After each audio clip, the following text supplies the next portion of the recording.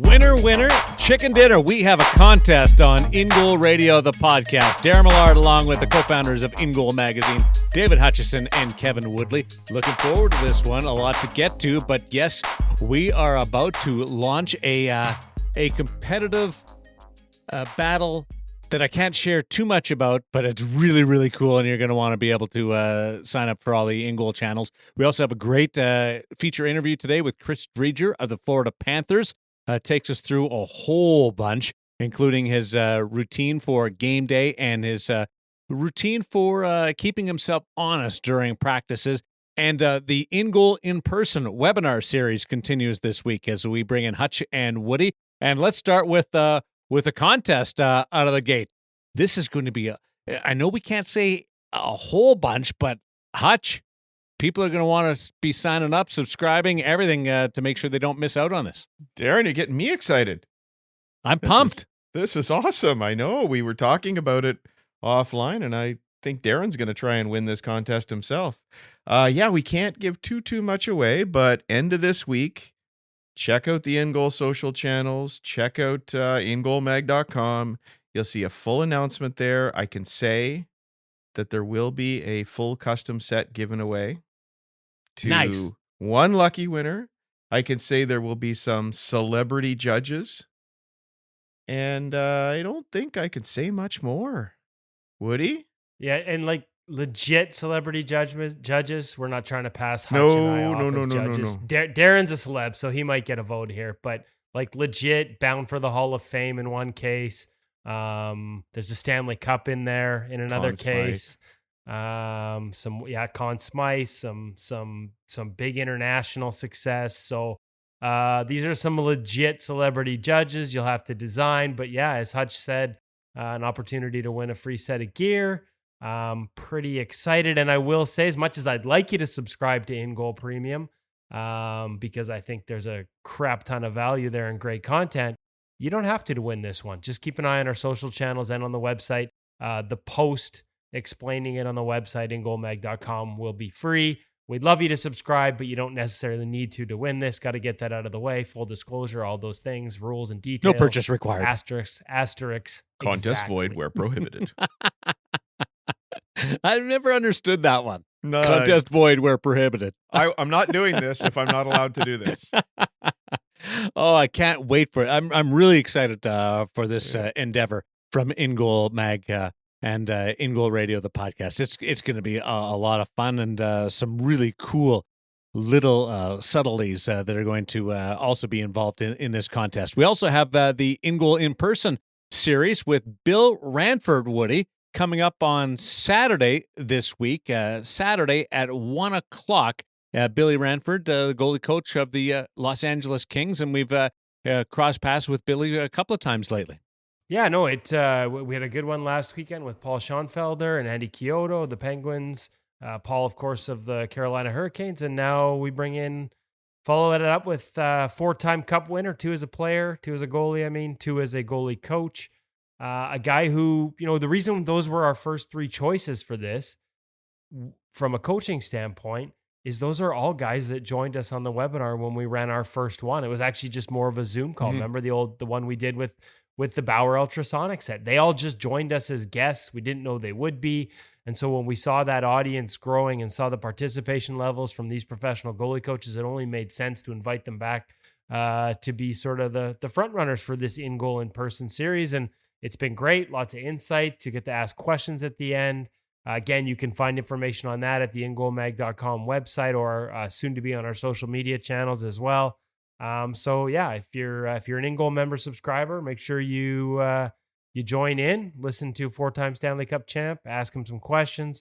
We'll talk style, we'll talk technique, might talk a little gear. There's going to be all kinds of elements. A guy who's had a strong impact in sort of the goalie development there with the Kings organization. A team that just turns out goaltenders left, right, and center. And we'll get a lot of his feedback and sort of planning on how he manages practices, what he thinks of technique versus compete in those practice situations. Just a ton of different subjects we've already kind of gone through that we'll go over once he's on. May 16th, 1 o'clock. Want to be clear Pacific. on that. 1 o'clock Pacific. Thank you. as we get even more specific with Billy Ranford on InGoal in person. And before we get to Chris Driedger, just starting to see a little movement as far as European players are concerned on the ice. Henrik Lundqvist with a post. We saw Jacob Markstrom on the ice. There was a post involving him and a couple of goaltenders. So Hutch, I don't know. I mean, the rules are different in Sweden. It hasn't been quite as locked down as North America. But this is, I take it as a positive that we're starting to see some guys comfortable enough to post. Super exciting to see that guys are getting back on the ice. Had a little goalie in the room here say that maybe we should be buying a plane ticket to Sweden so that we can get over there and get on the ice. So I bet you there's a lot of people right now seeing rinks opening up in different places. Here in British Columbia, a few private rinks have opened up with some specific sort of distancing rules in place. To see some NHL guys get back on the ice is really exciting because obviously we all have missed the game for a long time, and we can't wait for hopefully for an opportunity for us to see some hockey again. But yeah, great to see some goaltenders on the ice, and I hope that's a trend that will continue as we beat back this virus. Woody, who did you see on the ice? Oh, I was just, you know what I love? I love that not only does Henrik get on the ice, but he takes an opportunity to try something new. 38 years old. We've talked about it before, whether it's Lundqvist or Luongo, the guys that are not just willing, but eager to find new things in their game, no matter where they are in their career, always looking for advantages, always looking for new things. To me, there's a reason. Those are the guys that have careers that will end in the Hall of Fame. And here we have Henrik Lundqvist, first couple times out on the ice. And what does he do? He goes with, a Bauer ultrasonic pad. We could see it in the photos that he posted with the Stabila slide knee and that inner leg channel, that's what he was using. So, we talked about new technology and things that we think will help seal and performance in terms of the pad, and a bold new step for Bauer. And here's a guy who's had a Hall of Fame career, and he's been off the ice for that long, and the first time back on, he wants to give it a try. It doesn't mean he's going to stick with it. We'll have to wait and see. But I just loved, and to me, it's not a coincidence that a guy that's had as much success as he had still has that mindset at age 38. Really exciting. And his video, if you follow Hank on Instagram, was telling as well. Just guy's calm, he's cool, and he's cool. I think Henrik and Matthew McConaughey hanging out would be like almost too much cool in one scene. He's like Lundqvist, he's the king, right? Like he is the king. Like, I'm worried this is going to start sounding like a man crush. That's all right. As I start talking about Henrik Lundqvist. I think it is. I think we're past that. I mean, as we check over my shoulder with the signed jersey hanging behind me from the Olympics, it's like, yeah, I'm a little bit of a fan. May have after checking out one of his other Instagram posts, like he has a clothing company too, right? That he's involved with, Bread and Boxer. So like automatically, like after I'm like into his Instagram, I'm like, hey, I haven't checked this out. So like there may or may not be, a hoodie that was ordered based on a picture of Lundqvist wearing it. And there may be there is zero chance that it's going to look as good on me, but like he just wears the crap out of everything. You're just like, oh man, I got to have that. I got to have that look, whether it's pads, whether it's off ice. There's a reason he's the king. So there you go. There's the. Do you think they make hats, Darren? They might, and if they do, I'm sure Woody will acquire one. Just a little background, a little behind the scenes of InGoal Radio, the podcast. Before we started recording, I asked Woody what hat he was wearing, and it like 20 minutes later, he was still going, and Hutch finally said, "Okay, enough." All I wanted to know was about the logo on it, and then it was like, wow, that's incredible. But you'll get a little bit more of Woody's ability to carry a conversation and partake in a conversation with Chris Driedger. And I have the feeling that this was a bit of a competition that Woody took upon himself to try and measure up to Hutch's interview last week, because Woody tried to approach the record for an InGoal Radio podcast interview. Sorry for the record that if I had been actually watching the clock, you guys know I absolutely could have got way more than just one last question. You could have, but I watched the clock on the edit, and I can take every breath out, and I can take every pause out. I can whittle an hour and a half down to about 55 minutes if I really try. Well, And let's be honest, if you were to take every Woody ramble out, that 1 hour interview would be about 9 minutes. So This I is a love good it. He one, takes though. himself down. This is Chris Driedger, who's a Florida Panther, was drafted back in 2012, will turn 26 next week. So it gives you an idea of where he is in the course of his career, and made his first National Hockey League start this year.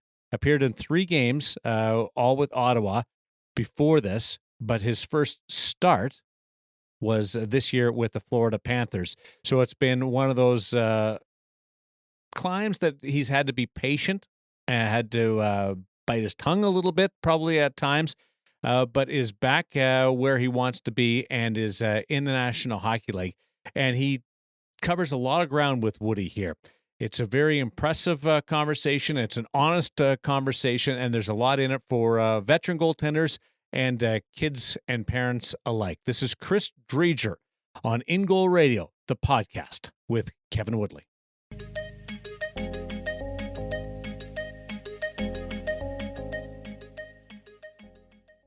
I guess the big question, Chris, the question that is first and foremost nowadays is how you doing and what are you doing? It's been a while since you've been able to get on the ice. We've talked to a number of goalies around the league since this all stopped, I guess. What's the new normal for you, and how do you maintain goaltending as part of it? Yeah, it's been an interesting. I guess it's almost coming up on 2 months now here. So no, it's been all right. I've definitely fared better than I thought I was going into it. So the important points for me that I hit every day are just kind of stay on top of my conditioning and keep my body in good shape. So I've been doing a ton of yoga. Been doing an hour a day. Give myself like 1 or 2 breaks a week. So I usually do 5-6 days a week of that. And then if the weather permits, get outside, go for some runs, do some hikes. I'm actually in Massachusetts now.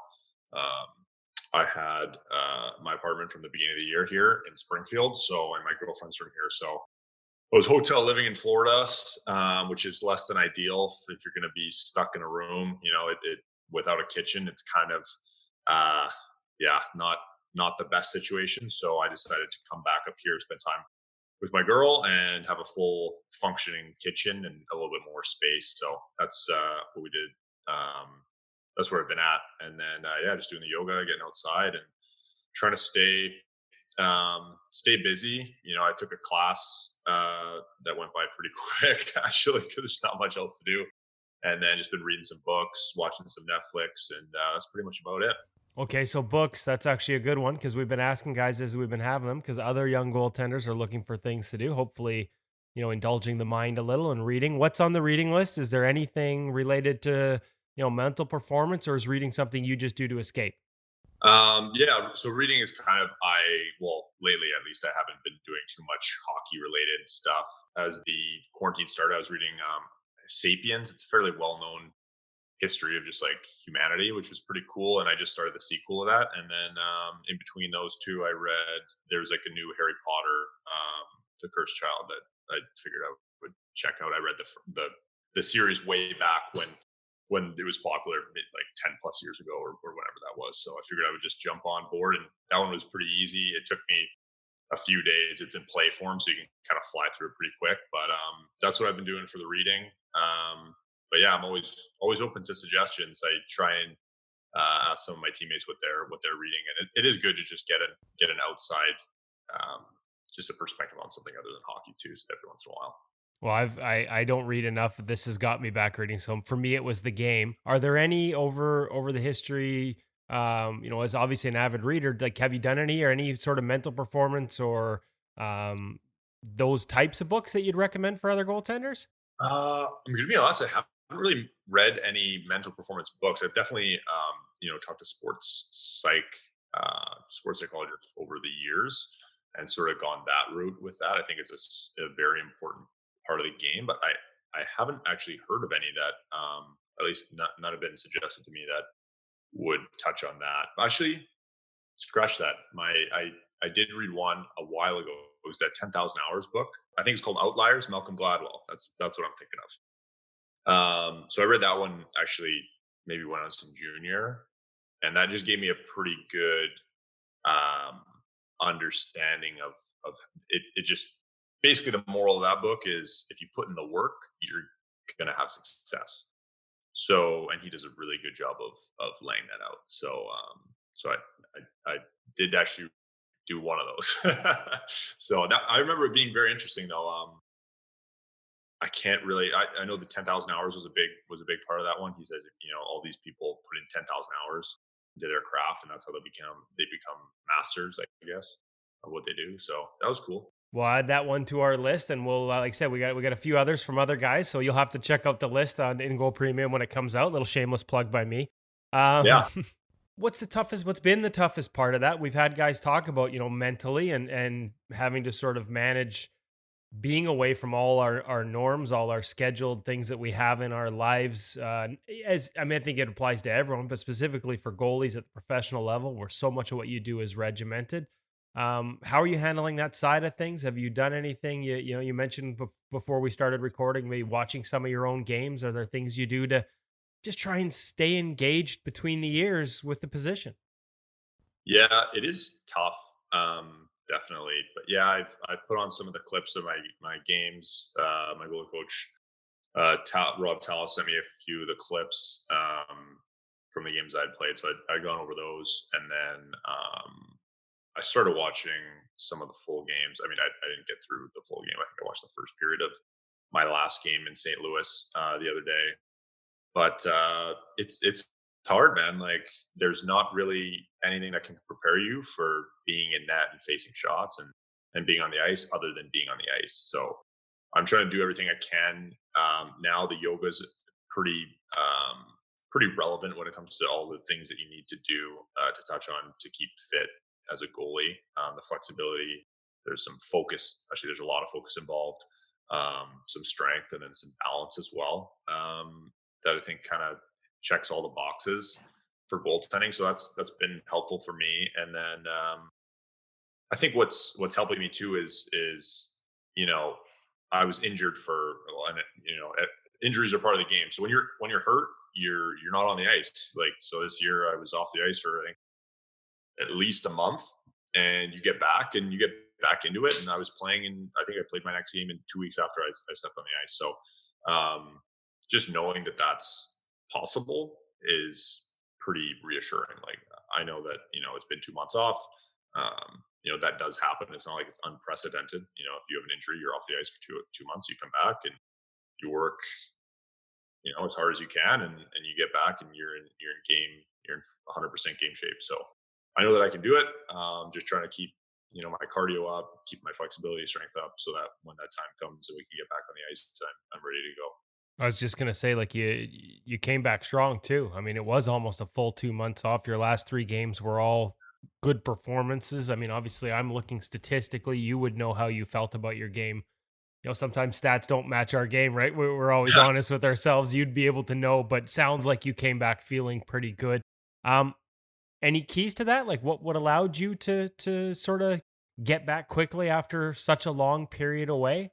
Well, I think I was pretty hungry. I mean, I had been sitting on ice in the American League for 6 years, and it was I finally got my shot, and then I got hurt. So I was, initially pretty frustrated that I just kind of got going, got my chance, and got hurt. So I was like, okay, you know what? Like, this is my chance here. I'm not going to just rest on my laurels. Like, I'm going to do everything that I can to get back early and be in top physical, mental condition when I get back.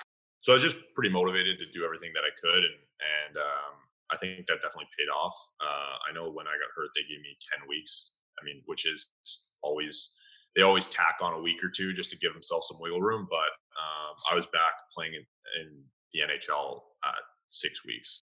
So, and I was in the American League for just under a week, maybe 5 days before that. So it was a quick recovery. And yeah, just the mindset helped a lot, and just trying to do everything that I could.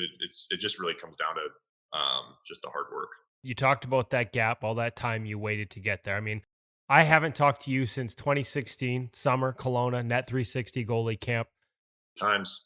It was a while ago too, right? And there's probably a lot of different lessons between there and here, and a different team and a different franchise, and sometimes in the coast and some ups and downs. And to have the success you had this year, like not just to be in the NHL, but to excel in the NHL. It's a big question. We could probably go through several different periods here, but like what was it, if you were to sum it up in a couple things, what allowed you to feel ready this time? Was it just about having the opportunity, or what allowed you to have this success to this level this year? Well, I think I was just so hungry from not making it, and my first kind of go around with it with Ottawa, I was sort of on track to be an NHL goalie, and then the train kind of derailed. We had some goaltender log jam in the system, and I got hurt, and things didn't line up, and next thing you know, I was in the East Coast League, and where I thought my trajectory was going was not there. It was somewhere else. So having everything, you think everything's figured out, and then you don't make it. Obviously, there needs to be some changes, because if you're a good enough, strong enough goaltender and you've done enough to, earn yourself an opportunity, that management and your coaches know that, so they're going to find a way to give you that opportunity. And if you haven't, then you don't. So it became kind of clear to me that I hadn't done everything that I needed to do to get those opportunities. And I figured, I had a second chance with Florida, and I wasn't going to make the same mistakes again. So I think just a mindset shift into, I knew I had the physical talent and the ability, but it was just a matter of, working hard, doing everything right that I possibly could. And then just like taking that mindset into practice every day and just staying consistent. And yeah, so I think it was just kind of more of a mindset shift into just that hunger to just get back. And when you've put in all the work, and you have a little bit of success, especially like over the last few years, things have been going well in the American League. So when you get that jump to the NHL and you get your shot there, you're a little more prepared. It's just another game of hockey. You've been doing this, at a pretty high level for the last little while, and you just got to do that, in front of a couple more fans, maybe more than a couple. But it's in essence, it's just another hockey game. So that's kind of how I approached it.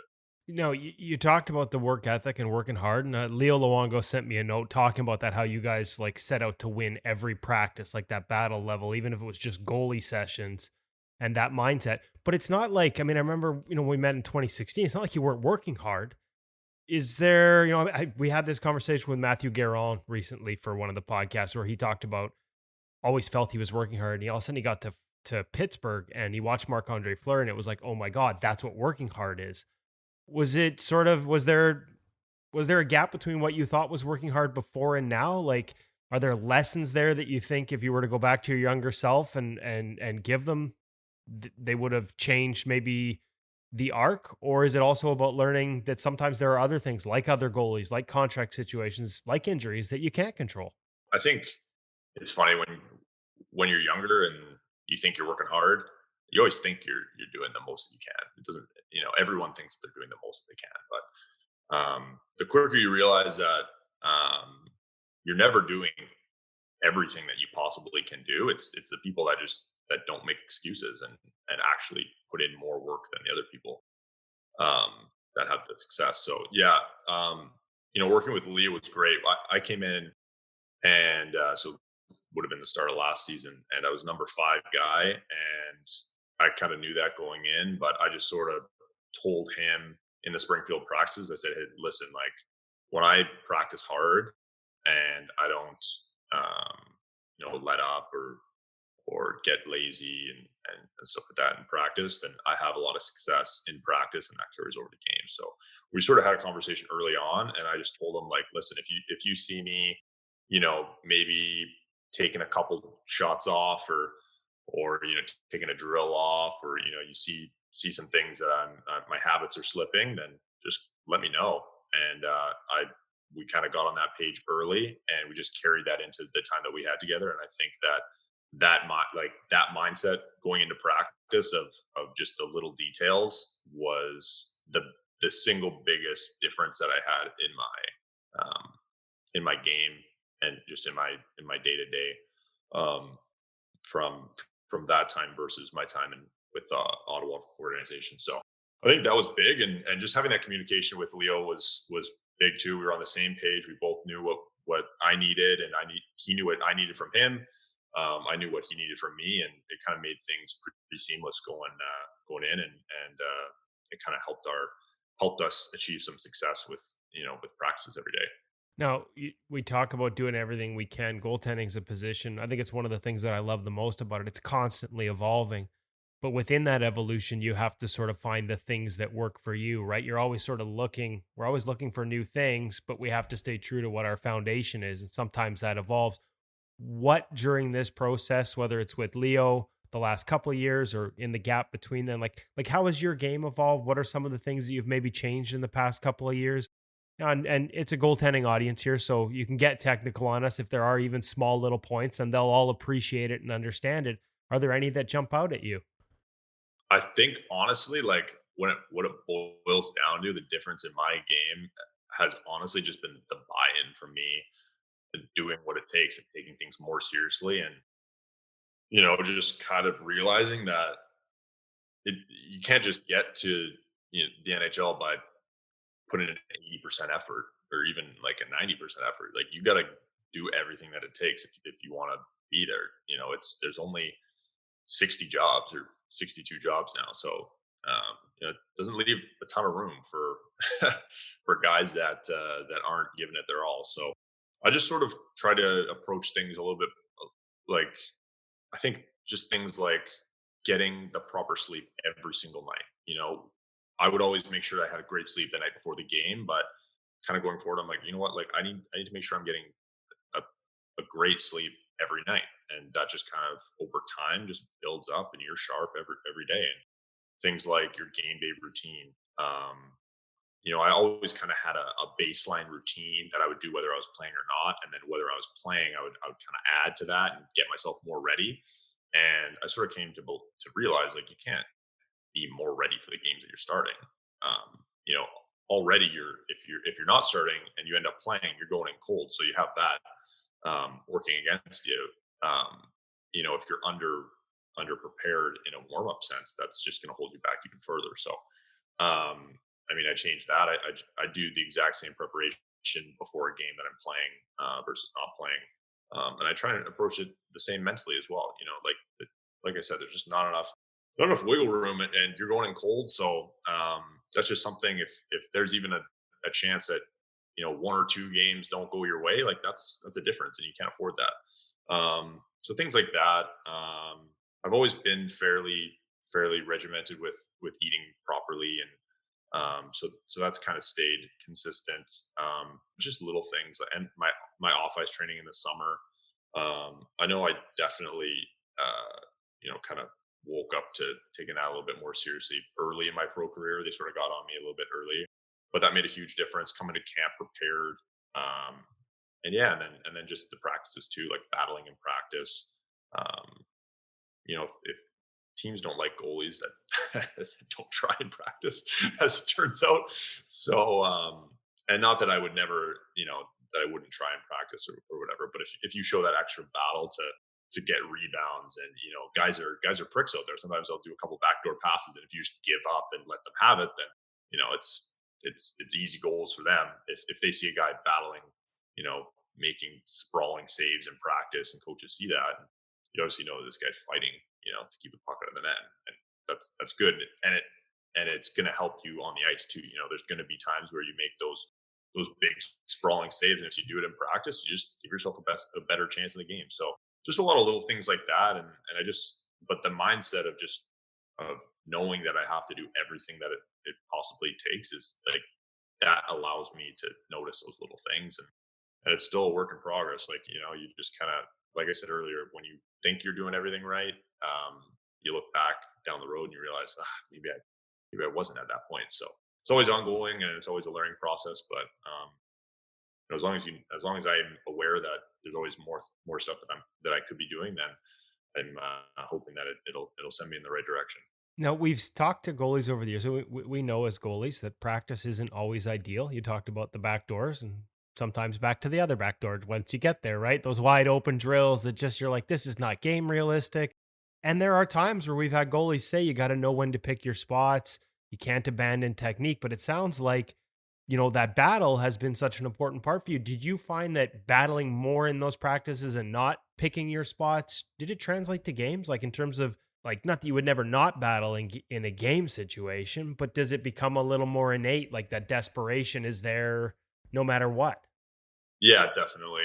And it just when you're battling and you make those saves and you're willing to let those, I mean, those are going to go in. So like you get scored on in practice all the time, as long as you're willing to let goals in. But if you're battling and you make that one big, open paddle save because you just didn't give up on a play and, everyone goes bananas, like it feels pretty good. So those little things are worth it. Absolutely. But yeah, no, it definitely did translate to the games. And don't get me wrong, like there are drills, especially after the main practice is done, they bring you down to the forwards end and they're just Target. rip shots one piece from the hash marks. Like, don't get me wrong, like I'm gonna stay up for a majority of those, but I'm still gonna find little ways to make sure that I'm doing little things right. So in a drill, like let's say they're doing a pass out drill from the corner. This is a goalie killer. They'll have a cycle going and they'll just pass it out to the slot guy. They got the three guys moving and boom, slot guy, quick, not like a cock full blown clapper one timer, but one timer. And then the next guy will go down and he'll hit the guy that's in between the hash marks and, just pass outs from the corner. Those are no fun for goalies ever. It doesn't matter what's going on, but I try and make sure my feet are always set and square. And that's the thing that I do. And, like if I'm going to the post, getting out, going down, following my rebound, getting back up, like I'm going to be gassed in 2 minutes. But if I can at least get something out of that drill, which for me in that one is stay on my feet as late as I can and just get square. You can sort of give up some things in different areas, but as long as you're getting something out of it and you don't give up, then I think it's a productive. You get something out of a drill that otherwise is not a very productive drill for a goaltender. Well, and you probably wouldn't even be able to keep up if you were playing every shot out. Like that's a great lesson for young goalies in terms of, maybe it's not a goalie friendly drill, but you've found a way to take something out as a goalie specific skill from it and work on it. Just one little thing. And like, you're going to see drills. Like I remember I used to get so frustrated with these drills. I'm like, what are these guys thinking? Like they don't even consider the goalie. And you get all rattled and you get all worked up. And then next thing you know, you are barely trying in practice. That's toxic. You can't, having that attitude and you just get upset when they score and then you're in your own head and then you're just fighting an uphill battle from there. But yeah, so if you can just get something out of it and I find too, like when I get my feet square, like it cuts the goals that go in probably in half. It's unbelievable because they're trying to do it quick too. So, and then you're making some saves, and then all of a sudden, you're giving yourself a chance. You allow yourself to get, use your hands a little bit more and just kind of have some fun with it. So, yeah, just something that's a little is just getting your feet set. Has been a big one for me, just to keep those goalie unfriendly drills just a little bit more reasonable. Well, I was going to say, just sort of being there set and square and how you move and how you get there is probably one, as a focal point that translates into a lot of those different drills.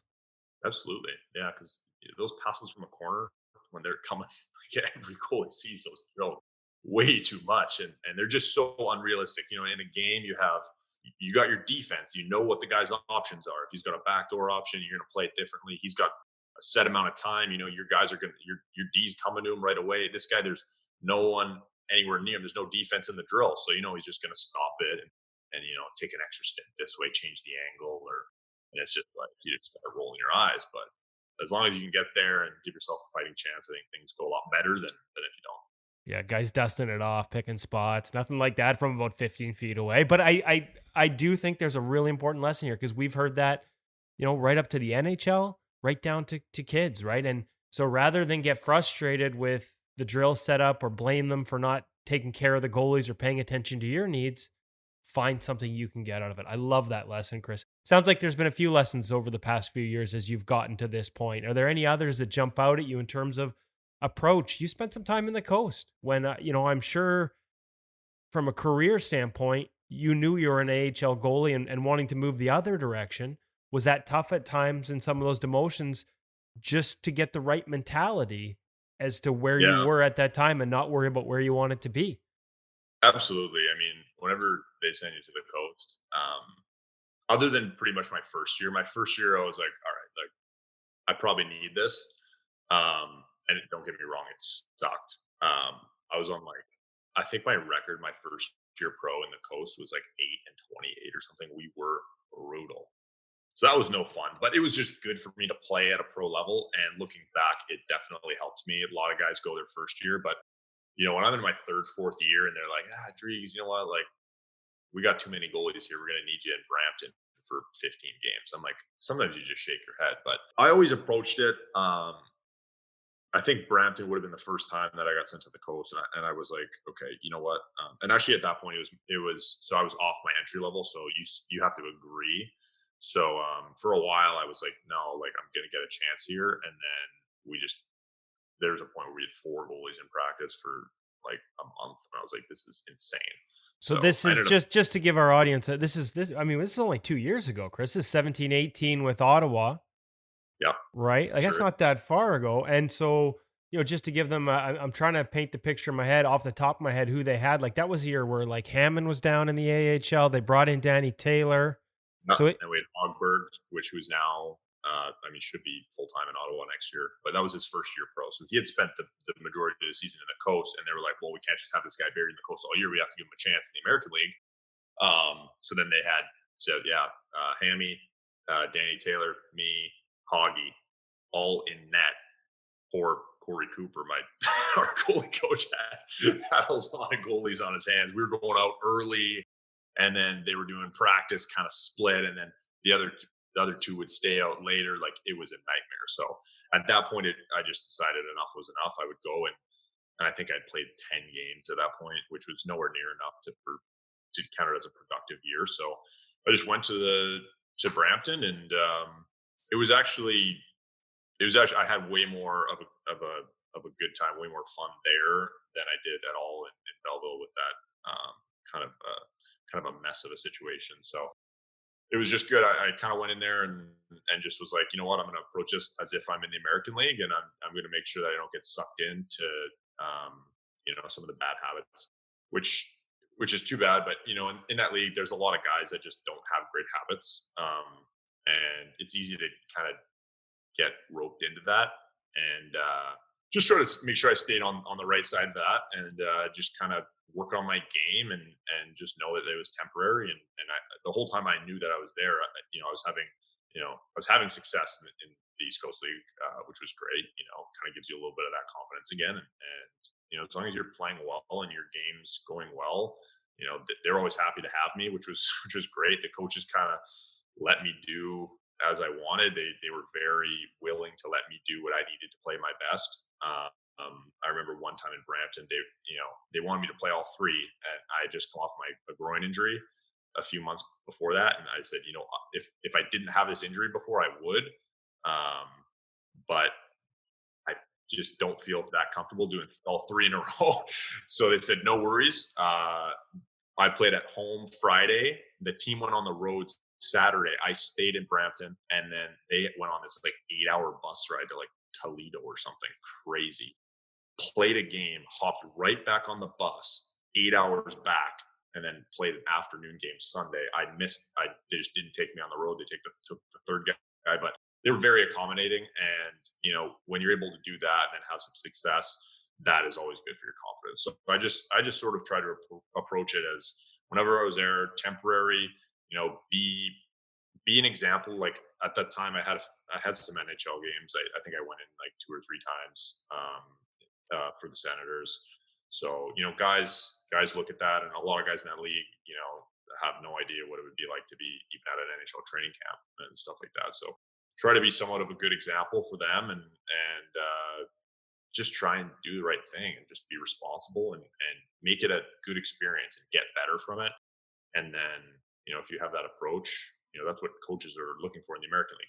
They're talking to the coaches in the coast, asking how guys are doing. They don't want to hear, I don't know, his effort level is not great. Like that's the opposite of what they want to hear. So I just made sure that, if there's any correspondence between the coaches in the coast and the coach of the American League, it would always be good. I try to do everything in my power to make sure that that was the case. And, if you do that enough, eventually you're going to get a shot. People are going to get hurt. You're going to get a chance. If you do well, then, if you set yourself up to do well, you'll play well in the American League. I knew I was capable of that. That wasn't a question. I just needed to get a chance. And I just kind of kept working from there and moving forward. Is there any guys you talked about, making sure you set the right example? Are there other guys along the way because that would have set that example for you that you learned from?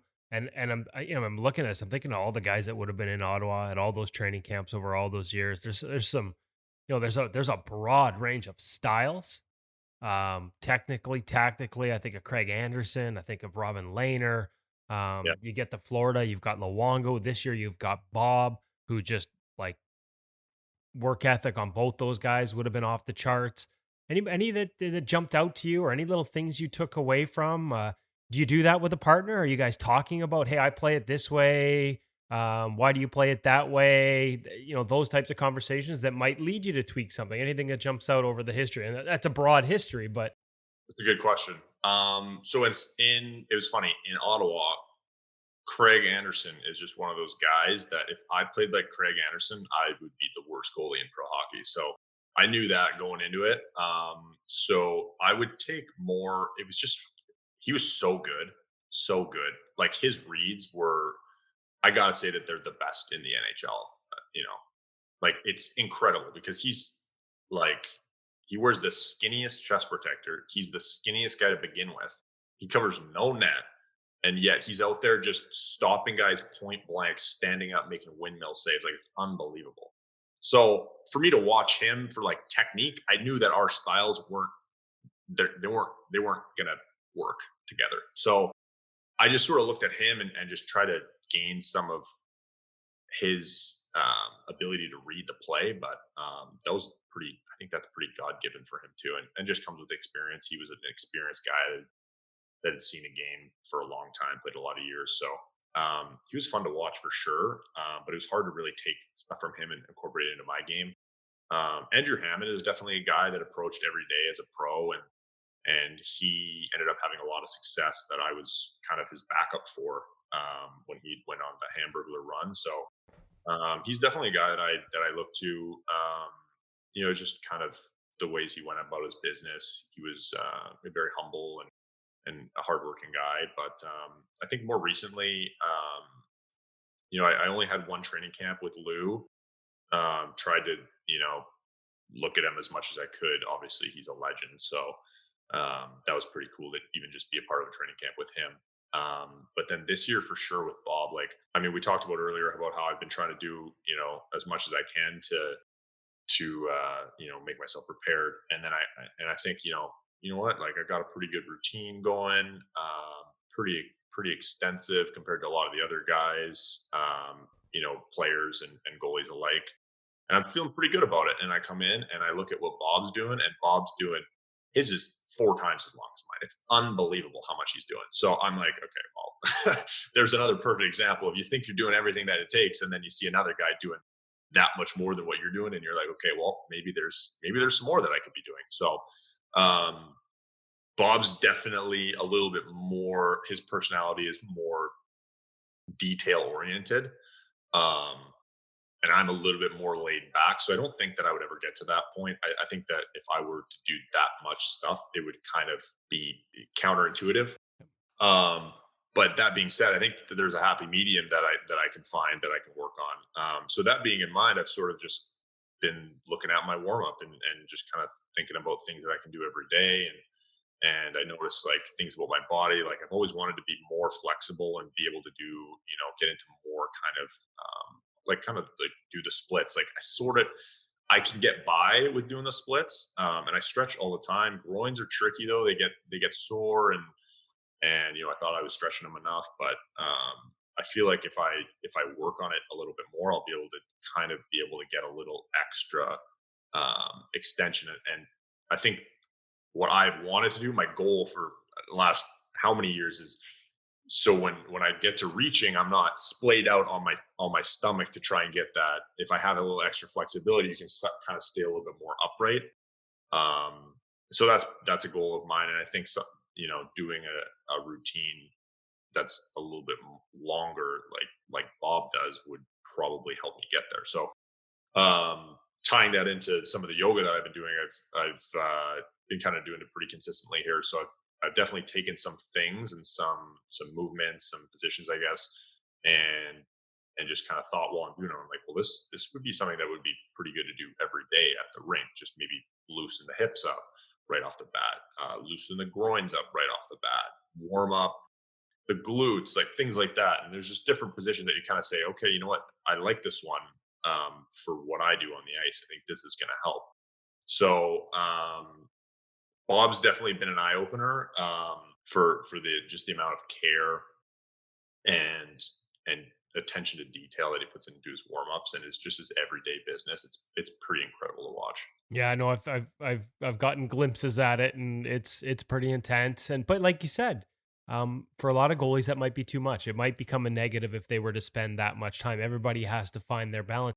You've referred to the different influences on your game day routine. You've talked about how, a couple different times about that routine. Can you walk us through it? There are probably a lot of young goalies that are like, hey, so we've heard about this game day routine. Are you okay to share some elements of Yeah, it? absolutely. Well, I'll try and get as in depth as I can without making it take 20 minutes. But yeah, so basically on a game day, so I have certain routines. So when I get to the rink, whether it's a game day or not, I kind of go through the same thing. I'll go into the locker room, get changed, and then I'll kind of, if I make a coffee, if it's first thing in the morning, is kind of standard. I kind of try for games. I'll try and make sure that I have 2 coffees in my system they say that 3 to 4 hours is kind of the caffeine boost that you get. So I'll try and make sure that I time it so that I got a few coffees, 2 usually in my system for the duration of the game. So that's just a caffeine thing for me. There's some studies that it helps focus, and I feel like it helps the focus as well, which is obviously important. So first things first, get your coffee in you. If come into the room, look at the board, see if there's any meetings. Last thing I want to do is miss a meeting. Turns out coaches don't like that too much. So and then I'll just jump on the roller, and I kind of do a rolling routine, hit the glutes, hammies, quads, groins, hips. Kind of do that 10 minutes, maybe longer, depending on how I feel. And then I kind of have a stretching routine that I go into, and that's one of the things that I might add a little bit to is a stretching routine. But I kind of splay the legs out and just kind of that's the classic goalie stretch, I guess you could say, off ice. Just stretch the hamstrings and the groins right off the bat, and I'll do a few other ones. I'll get the quads, I'll get the hips, like a little figure 4 for the hips, and then get the hip flexors as well as a big one. So I'll do those for every single day. Sometimes, actually pretty much every day I'll do them twice a day, because I'll hit the same things after practice as well. So that's kind of a standard one for me. I'm trying to think of other stuff that I would do for my body. But before a game, it kind of gets more in depth. So I guess I'll just bring you through a game day too. Sure. Yep. So all the stuff that I just mentioned would be game day as well. Get to the rink, get the coffee, warm up, roll out, and then we'll do some meetings. Usually do the PK meeting before, and then if I have to take a stick, I'll take a stick, and then just kind of bum around with the guys, get dressed. I'll go out early. I'll do about 10, 12 minutes early. And I like to keep my pregame skates short. I've always been a pregame skater. I just find, when you're young, it's always encouraged that you go out for the pregame skates. So I just started doing that. And then I have just kind of kept doing that over the years. And I've had success while I've been pregame skating. So I didn't really feel like there's any reason to change it. In the American League, sometimes if there's a back-to-back, I wouldn't pregame skate on the second day just to rest. But other than that, I'm pretty consistent with the pregame skates. I'll go out there. I'll do. I sort of have a movement pattern that I go through every time I get on the ice, and I don't think I had this actually when I saw you. I could be wrong, but I'll just kind of do some blue line skating. I'll do the bubbles or double C cuts. there backwards. I'll do right leg, their back, left leg, their back, and then I'll sort of do like a long, wide C cut there and then back, and then I'll sort of do another one. It's kind of like a double C cut and then double C cut, and you just kind of like switch. You're kind of like doing a quick 180, but you're double C cutting your way to get there. So that's kind of and I do that for practices too, not just a game day. So a lot of edge work there. Yeah, and I just found doing something every day, and this is actually something that my goalie coaches in Ottawa actually kind of instilled on me. If you do movement every single day, movement sucks, but like that's the stuff that's going to get you mobile and get you better. And you're not going to get better unless you do it every single day. So that being said, I was like, you know what, that makes tons of sense. I'm going to make sure that I do at least something basic that I can make sure that I do every single skate as soon as I get out there. And if I know that I'm doing at least that's the baseline, I'm still getting better. And if I can add on from there. So I'll do that. And then I'll hop in the net. Game day, we'll just do some glove block or warm-up shots. Pretty standard with Tally, with the goalie coach. And then I'll do one drill that I really like to do before a game, it's super simple. You just kind of have two guys high slot on kind of either edge of the slot. So they're pretty much tops of the circles. And you start on your post, go out to the first guy. He's got a puck. He passes it across to the guy at the top of the circle. You don't slide across. You push over, and then he's high enough out that, and you want him to shoot to score, but he's high enough out that he's not going to score, but it still kind of gets your hands warmed up. So I kind of like finding that balance, because I do have to, dial it in and make a save, but he's not going to score from the top of the circles, hopefully, anyways. So so I like that one. I'll do like 4 aside, like 3 or 4 aside, and then I'll just hop right into the team oriented pregame skate. So after the pregame skate's done, I'm pretty much right off the ice. I'll do a quick stretch, and then I don't like to linger on the ice after a pregame skate. I kind of like to save it for the game, get on, get off as quick as possible, and then with getting all my stuff that I need to do.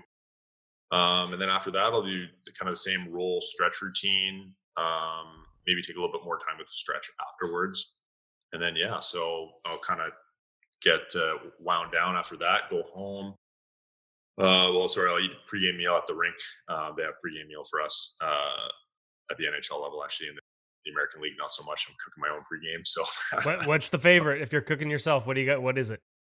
So I've actually kind of dialed in this pregame meal. Me and I've roomed with a few guys over the years, and we sort of would tag team the pregame meal. So we'd do chicken and pasta, and throw in a bunch of veggies. We do like dice up some onions, some garlic, throw them in a pan, and then get it going with some olive oil, some sauce, some tomatoes we'd throw in there, and then we kind of do the pasta, put it in, mix it all up with the sauce, throw some spinach in, and it ends up being pretty good. So we've been doing, we've been doing that for a while.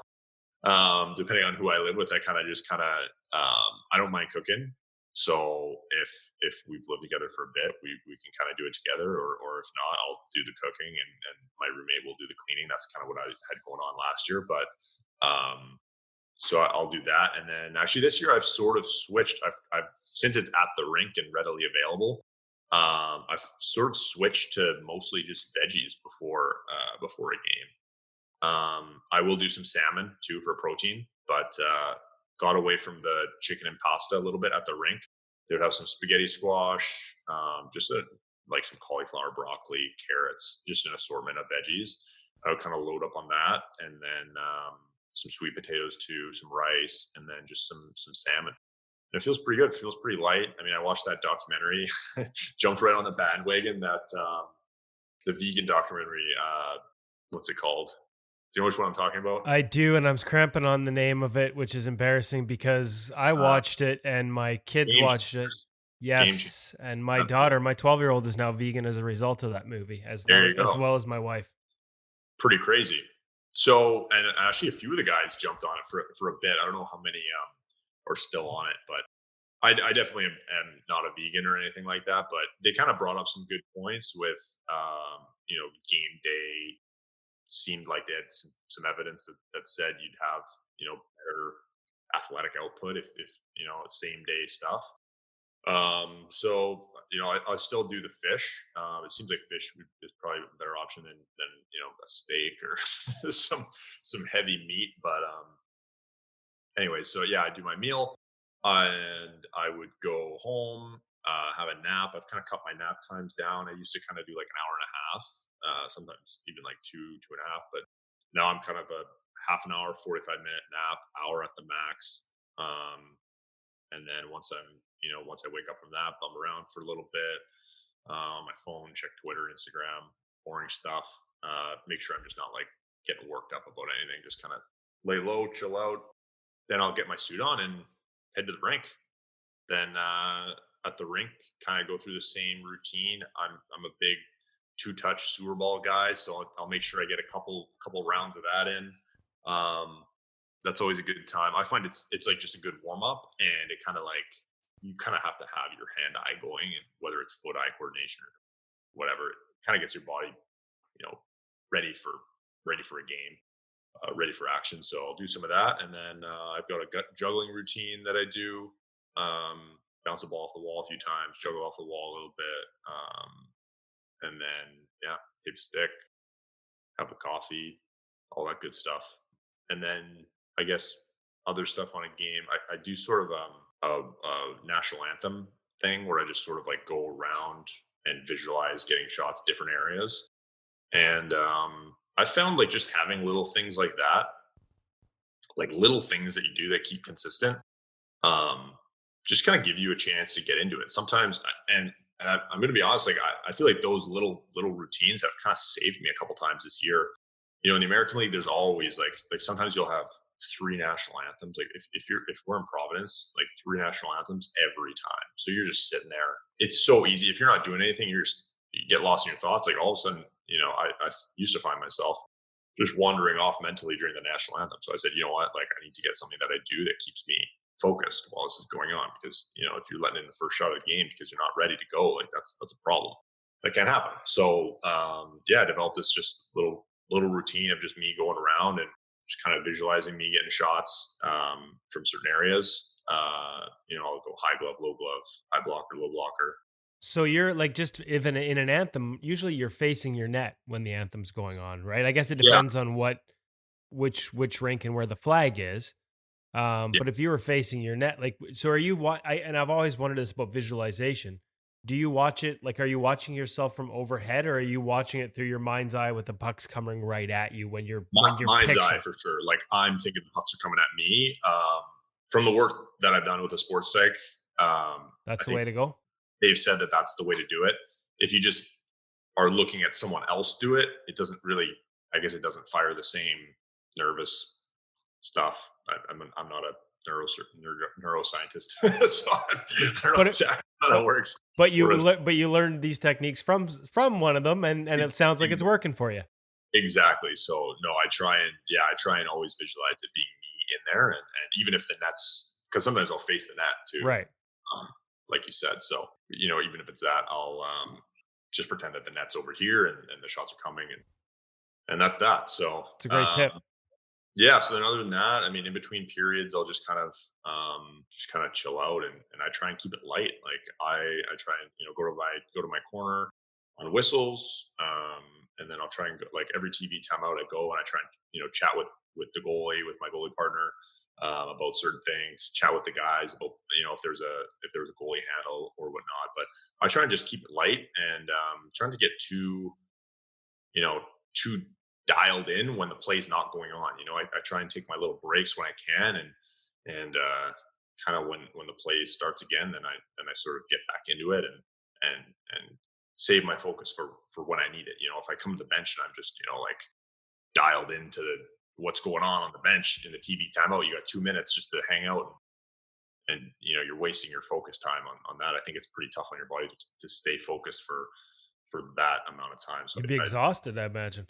Yeah. And I think that's something that I've been guilty of earlier on in my career. You just kind of think that you have to, so focused all the time, even if it's, in between periods, you're just visualizing.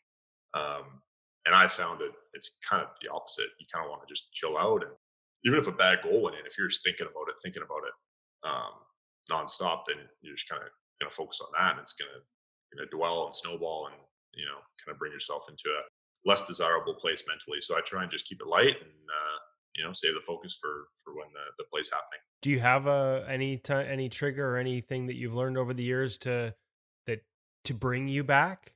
We've seen, Hopefully with the water bottle, Hart with the water bottle. Like guys have developed different tools with sports psychs to, because I do think that's important. We had this conversation with John Stevenson recently. Everybody loses focus. It's not about being able to focus nonstop. It's about recognizing when it drifts and finding a mechanism to bring it back. Yeah, absolutely. I actually did a year with John as well. He was great. A lot of insights from him. He's one of the few guys that I've got, that I talked to over the years that had some really, really good sound advice. So, yeah, I can't say enough good things about him. But yeah, so I just sort of, if the puck's in zone, that's kind of the big one for me. But I just sort of use my setup as, the reset. Like I hit my stick over the crossbar is one of the things that I've just done over the years. Um, and then, yeah, just kind of like, shake the helmet a little bit and then just get into it. And you're always getting set to the same area. So you've done it 1,000 times before. So just kind of going through that little routine, even though it's short and sweet, getting your gloves in the right spot, just those kind of, routines, I guess, just doing them over and over again. Like my body and my mind knows that when I do those things, it's, focus time, it's game time. So I think just even having something as simple as that always helps. That's funny because when we did with Stevenson and Pete Fry, we did a seminar last summer, and Pete encouraged everybody to sort of build one of those cues, whether it was, as they get into their setup, let that tap in the stick on the leg or something like your crossbar as a sort of, okay, boom, now it's time. Now I'm going to get into my set, into my stance. The game is on. I'm focused. So that's interesting to hear that. Absolutely. Hey, listen, this has been fantastic. I did want to ask you a little bit, just because they're guys we've gotten to know a little bit. The influence from Leo, and learning from him, maybe a couple takeaways from him specifically, and then Robbie as well, who's been just great to us over the years. I've actually missed you by a little bit of time there, but was actually able to get down there and on the ice with him and Roberto and James Reimer one summer, and just to get to watch the work that's done. What are some of the, whether it doesn't have to be specific, but if there are, what are some of the things you've taken away from those two in particular since you've gone to Florida? Yeah, I've been incredibly lucky to work with both of those guys. It's funny because they're both perfect for what they're doing. Like Leo, he's in the American League, and he's kind of, when you're in the American League, you can work on those details, and like those details are going to get you ready for the NHL. Once you're in the NHL, like you've got to feel good, and you've done the work, and you just got to, always, you're always improving, but you got to feel good and maintain, and do the things that work for you. Whereas when you're in the American League, you can sort of make those technical adjustments a little bit more. You can sort of get away with more of those, and the time there allows you to kind of make those tweaks. Whereas when you're in the NHL, like you're not going to make these massive changes to your game. You're going to kind of want to do what's been working for you. So Leo is, my work with Leo, he's very technical, and he does a very good job of thinking through basically everything. So when I talk to him, like, I've always been a fairly, I've always considered myself a fairly technical goaltender. I do like to get athletic as well, but I think I've spent a lot of time on my technique. And I came in, and Leo was he liked what I had, but he always had a lot to offer.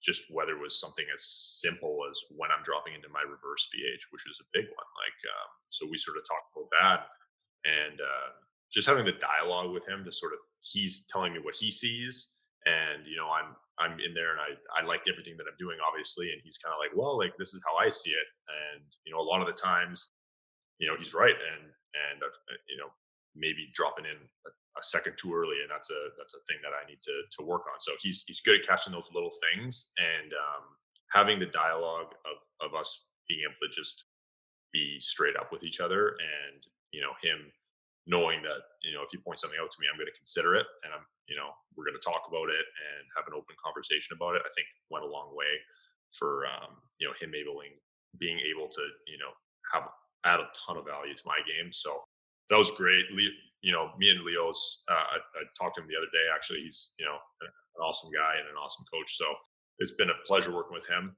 And then so with Tally too. He's great. He's one of the nicest guys out there. But yeah, he's very good at, he's not going to change your entire game. He's got a couple things that he likes. I was talking about one of them the other day, just flipping your stick over and just attacking the pass out option on a wrap, or when a player's bringing the puck behind the net. He's big on that, and I'm definitely on board with stopping all those passes from behind the net. But he kind of takes it a step further and kind of brings that stick into it even before you get there, which I like a lot. But it's just one of those things that I'm going to have to take some time and fix, the habit that I've been doing for years now. So, but he's been great. He's very, he's a very positive guy, and it's easy to feel good, when he's got your back and he's kind of bringing you through the stuff that he sort of highlights stuff that I do that makes me successful. And, that gives me a lot of confidence going into games. And when I play confident, things tend to go a lot better than if I'm playing, without confidence. So, yeah, both those guys have been great and pleasures to work with. Do you, last one, I promise, and Darren Millard is going to laugh his ass off because I'm famous for last question, but how many times have you been asked about like what changed, as if something changed? I think I almost even did this at the beginning of this conversation, like as if something changed in the one summer before this year, where it has been this whole process and the time it's taken to learn all these different things and bring them into being ready for this opportunity. Like, how many times you've been asked about, sort of people see this as a sudden success when it's been a lot of work over a lot of years to get to this point? Is it frustrating, or did you get that question a lot? Did you get the Jordan Binnington question a lot? A couple times, definitely. I think there's just been some like freak coincidences. I know he got his first game, he had a shutout. It was about the same time that I got from my first game, both 6 years in or whatever. So, some pretty crazy coincidences there for sure. But yeah, I mean, it's funny. Like you say, like, is it crazy getting that question? But there's kind of two sides of it. Like, in a sense, like something did change it, but I think that was more my mindset than anything technical. I've always sort of, put in a lot of work over the years and worked on my technical game a lot, worked on a lot of things, but I don't think the buy-in was quite there where it needed to be. And that being said, there was a few tough bounces that I had, and maybe if I had some more fortunate bounces, things would have worked out, but I didn't get those. So on the flip side, if I would have worked harder, then I can kind of give myself a better chance to deal with the things that are outside of my control. Having too many goalies, that's one of those things that's outside of my control. Getting injured a lot of the times is outside of your control. So if you do the work and you worry about the things that you can control, I kind of learned the hard way that you give yourself a better chance to affect those things and give you a better shot to come out on top when those hurdles come in your way, because there's always going to be obstacles, and it's never going to be easy. So, if you think it's just going to be smooth sailing, like, for some guys, yeah, like they get some good bounces and, they end up having success that way. And that's great. That's awesome. But a lot of guys don't get the bounces. But if you're able to put in enough work where it doesn't matter how good or bad the bounces are, you're still going to have success, then, I think that's kind of giving yourself the best chance. And that's kind of what that was the big lesson that I learned, being on that trajectory to make it to the NHL. And then, some things went wrong, and, some of those things were outside of my control. Some of them were in. So I just need to focus on the ones that were inside of my control. And I tried to hone in on those as much as I can. Well, we've been going for a full hour here, and I didn't even get into that. I usually start with, who was your guy growing up? Were you a gear guy? There are so many common, the ties that bind all of us goaltenders that we never even had a chance to get into. So I guess that's my way of saying I left myself a window to have another conversation with you, because I know our audience is going to really enjoy this one, Chris, and so many great takeaways, especially like the lessons on how to approach practice and the drills that maybe we don't like as goaltenders, like right down to young ages. There are kids that are going to hear your advice on that and really pull something out of it. So just a sincere thank you from all of us at InGoal and the audience for taking so much time today to share that process with us and being so open and honest about it. I really appreciate it. Well, listen, thanks for having me. It's been an absolute pleasure.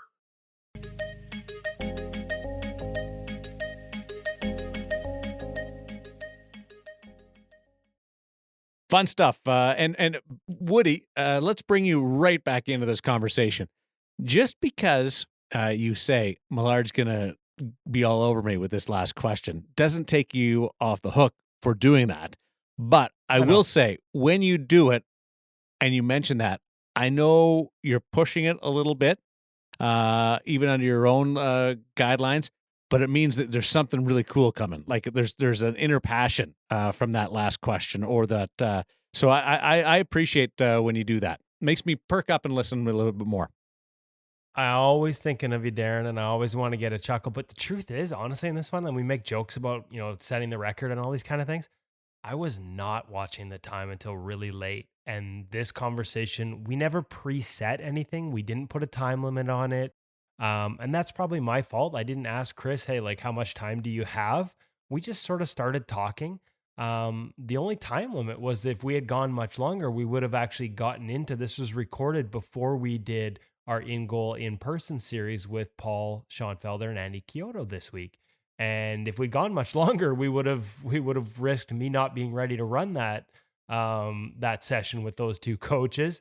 And it really wasn't planned. It was just, it was just Chris. He was great. He just, he went through his whole game. I asked him for some specifics from his game day routine. Oh my gosh. And he walked us through the entire thing from start to finish. And I think that tells you a lot about the guy. He was open and honest on a lot of things where I think goalies would be guarded. The practice, because talking about finding ways to take practice, to get something out of practice that isn't for you, inherently admits that you weren't doing that before. And I think there's a fantastic lesson there. There's part of practice where it kind of chafes him a little bit.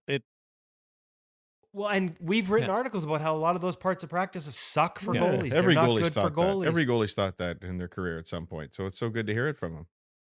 Absolutely. But there's a guy that recognizes that it doesn't mean you can't find ways to get better within those parts. And I do think there's been times where I've written articles, maybe not so much at InGoalmag.com, but over at NHL.com, where it's like, yeah, like a lot of practice isn't good for goalies. And I've heard responses from even pro goalies saying, yeah, like that sucks. And it's a waste of our time and it can be a negative. But there's a guy that's like, okay, I'm going to find a way. I got to be out here. I'm going to find a way to get something out of this. And I just love that. It's one of the takeaways that, frankly, I'm going to pull out and do a separate article on. Proper sleep every night, not just on game nights. Details. Yeah. Which was interesting. I thought the whole narrative around hard work always jumps out at me, because I think that's the most important message that we're trying to give kids. And that level of hard work now we've seen come out with a number of goaltenders. I was having a conversation with somebody last week and trying to put into perspective what all that work means. I mean, it's not like when you're playing atom hockey and, a game might be 3 goals against or it might be 10 goals against. Like at the NHL level, to go from, below average to top 10 in save percentage is really only a question of stopping one more shot every 4 games. You would think that's not much. And so they're putting in all this work because they want to make 15 more saves a season, maybe 20 more saves a season. The details that you have to be willing to invest in so that one shot doesn't pop off your glove, so that one rebound is controlled properly, so that your feet are square, as he talked about in the practices. Hutch, I've never heard it put that way, but that's really jarring. This actually reminds me of the conversations, that one of the consultants that we've done some work with, Lyle Mast, has with a lot of his NHL goaltenders. Like, it's the fine detail. Like, we're looking for 10 saves. Like, that's 10 saves in a season. If you can find 10 saves in a season, it can be the difference between, a 900 and a 915. Like that's all you're looking for. It's that 1 or 2% better. That is the difference between a 900 and a 920. 2%. Those saves are worth a couple of $100,000 each. And sometimes maybe millions or more. And so That's why those fine details matter, whether it's finding delays in movement and tracking patterns as he does, or whether it's making sure that you got a good night's sleep. And what his conversation about those habits, it reminded me a lot of the conversation we had with Andy Chiodo and Paul Schonfelder on the webinar this weekend. What does it mean to be a pro? And those details include everything from practice to what you do off the ice. And, and it also reminded you of Matthew Guerin. How long was he into his career before he saw what he told us seeing Marc-Andre Fleury? And it's like, damn, that's what real work looks like, right? Well, So, I thought back to Jeremy Swayman talking about the skills ball machine too. I mean, you can't tell me, having seen it in action here, that he couldn't get his hand on every single ball that came at him. I'm sure he would have got his hand on every single ball. Is that a success? No, he wanted to cleanly get every single shot because he didn't want any of those pop-outs, because 2 or 3 pop-outs a season turn into a rebound, turn into a goal, and that's the difference between being good and great. A bit like golf, I was thinking, Woody, your other big sport. How many shots can you miss in a PGA tournament and still be successful? Not many. Couple? Right. Couple? Yeah, no, it's... The line is really fine, and we're putting in a ton of work because you need perfection now. The other big one for me was, and he kind of just threw it out there, but having your feet square in practice cuts the goals against in half. And that obviously has a spill effect into games, but I thought, wow, that's a pretty striking statement. Yeah, and I'm sure that he's not delving into the stats there for that one. It's really just a statement he's making, but I think it's a really great point. Get set and you're tilting the odds in your favor, which is what we're often trying to do. I mean, set and square is... it's when we talk about the 1%, the 2%, what we're trying to do in movement and biomechanics is get you there sooner, get you there without having to take extra steps, arriving set and square. Like that's a massive part of the game, right? Is being able to get there and be set and be square and ready to move to the next, whether it's pass or save or react to whatever's next. And so anytime you're not, the other part is we talk about this, like when do pucks go through you? Pucks go through you when you're not square. That like it's massive. That actually came up at InGoal Premium this week. We just published a pro read with Carter Hart, and I love listening to Carter Hart because we tried to, it was all Woody's idea. Credit to Woody that we wanted this series of pro reads to be about the success of goaltenders, because too often on the internet we just see people complaining about everything that they should have done on a goal. So the pro reads are all about a save and what did they do right. But pretty much everyone with Carter Hart, he makes a great save. It's the kind of thing we would all be looking for on TSN that night or Sportsnet or wherever. And he's telling us what he did wrong. Yeah, I probably should have done this. Yeah, I probably should have done that. I got lucky here. And actually this week, one of them was that he could have moved differently, so he would have arrived on his feet or arrived more square. Again, looking at those details, it's incredible. We talk about, sorry, Darren, but we talk about looking for that 1% or those 10 saves. I just happened to pull up NHL.com while we're talking, and Antti Ranta has just over 1,000 shots against this season. And if he makes 10 fewer saves, right now he has a .921 save percentage that ranks him in the top 10 in the league. You take 10 saves away, he's down to .911, and he's in the bottom third of the league. So that's all you're looking for. And there's a guy that didn't even play the whole season. Margin of error. Yeah. So the other one, when he talks about just being a goaltender who's dealing with the ups and downs, and again, 7 years after he was drafted, he makes his first National Hockey League start, and that's paying his dues. And he talked about going down to the ECHL and doing that kind of thing. But Jordan Binnington a year ago, 7-2 this year for Chris Driedger. There's a real reward there to sticking to it. Yeah, and just I just loved how open he was about all the lessons he learned along the way, and there were a lot that I think can be applied to that other goalies can take away from at any level, and whether it's the work ethic thing, whether it's how you treat practice, whether it's the mindset stuff. He talked about his ability, and it reminded me of Jeremy Swayman, to sort of take himself out of the moment during breaks in play but then reset himself back in so that he's not exhausted once the puck drops. And I love this tap on the crossbar. Again, another takeaway. And this is something we've heard from Pete Fry when we attended his seminar with John Stevenson last year, where there's an actual physical act where he has his goalies walk through and develop something, whether it's sort of tapping the gloves together or knocking the front of their pad with their stick in a certain anchor, way. he calls it. There you go, an anchor, something that something you do physically that brings you mentally back to, okay, it's time to play. We heard Carter Hart talk about it, the routine he does before every period and the jump, right? We saw that in InGoal Premium, the article where he talked about why the jump is just sort of part of a routine he has that, boom, time to play. So I loved all those elements. I thought Chris brought a lot of them together, a lot of different lessons that a lot of goalies can apply at every age. I loved that in his very Woody-esque response to what's your pregame routine, he got into the details of what he does during the national anthem even. Wow, actually, that was amazing. And the Providence thing? And so important, actually, because as goaltenders get a little bit older, and now, you go from 15-minute periods to 20-minute periods to 2 intermissions to a national anthem, those changes are big. And, here we are talking about 10 saves a season. And, you might be in your first national anthem and you lose a little focus. Yeah. You're looking up at the crowd for mom and dad, for your friends. No. By that age, you're not looking for mom and dad. I didn't want to say that. But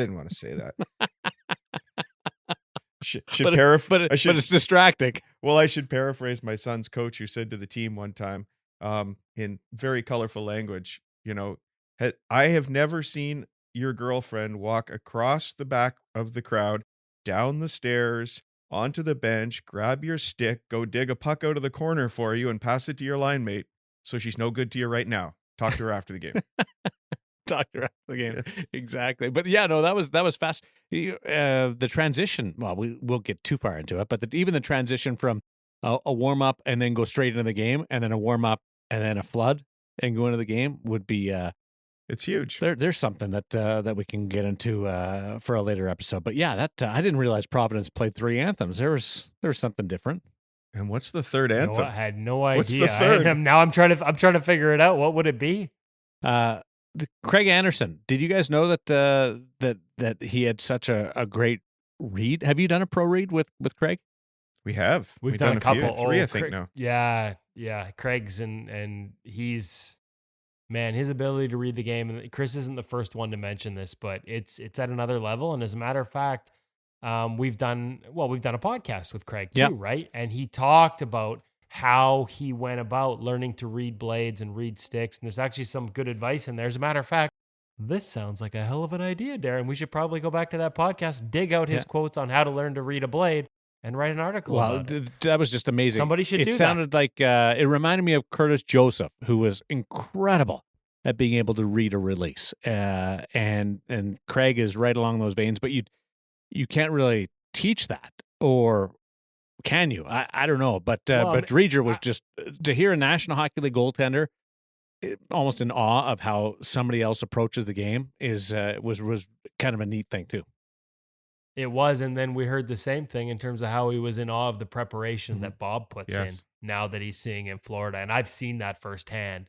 And for some goalies, it might be too much. It may be exhausting, frankly. But the amount of detail that Bob puts into his work, similarly, sort of jaw dropping for Chris. And again, I just love the openness and the honesty. Looking forward to more openness and honesty, and we know we'll get that from Bill Ranford. InGoal in person coming up May 18th, this Saturday at 1 o'clock Pacific time, and you can, not May 18th, not May 18th, May 16th. You know what May 18th is? May 18th is Chris Driedger's birthday.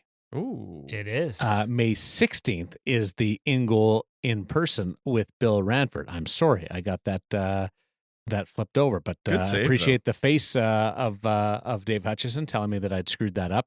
So May 16th, that's this Saturday, Bill Ranford, InGoal in person. It's part of our continuing webinar series. And if you want to sign up, Woody, how do you go about doing that and making sure that you are able to participate? Check out ingoalmag.com. There'll be a link with an article that has the registration button. Again, it costs us money to put on webinars. We have to buy into the software and the program. So it is for members only. That's our way of sort of keeping the numbers under 500. So if you're an InGoal member, go to the website, ingoalmag.com.